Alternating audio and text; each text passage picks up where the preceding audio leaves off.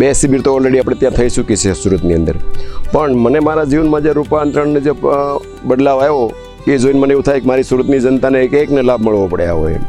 તો જો પહેલેથી જો વાત કરવા બેસું તો રિયલમાં તો પહેલી જ્યારે નવરાત્રિ હું અહીંયા કરવા આવ્યો તે પહેલાં મને જ્યારે અનુભવ થયો કે સન ટુ હ્યુમન શું છે, તો જ્યારે મને એટલી બધી મજા આવી કે વાહ, એક 3 મહિનામાં 3 ગણું વધારે ખાઈને 23 કિલો વેટ લોસ.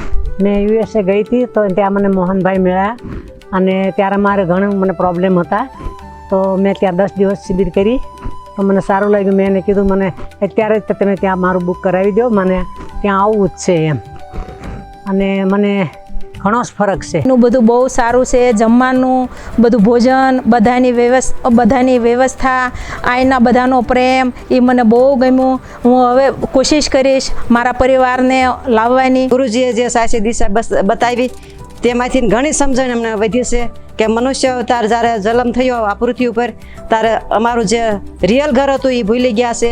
એ ગુરુજીના ધ્યાન સૂત્રમાં અમને એ રસ્તો બતાવ્યો અને અમે અમારા મોક્ષ દ્વાર પહોંચી શકશું.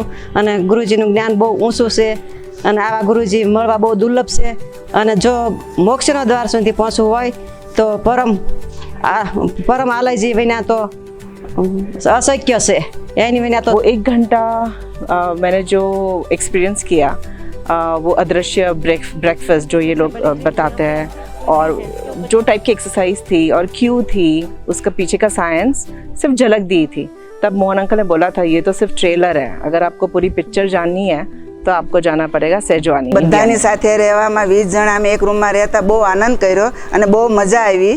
અને હવે ફરીથી હું એની જોડે જોડાઈશ અને એને સાથ આપીશ અને એ મને સહકાર આપતી ઈચ્છા છે.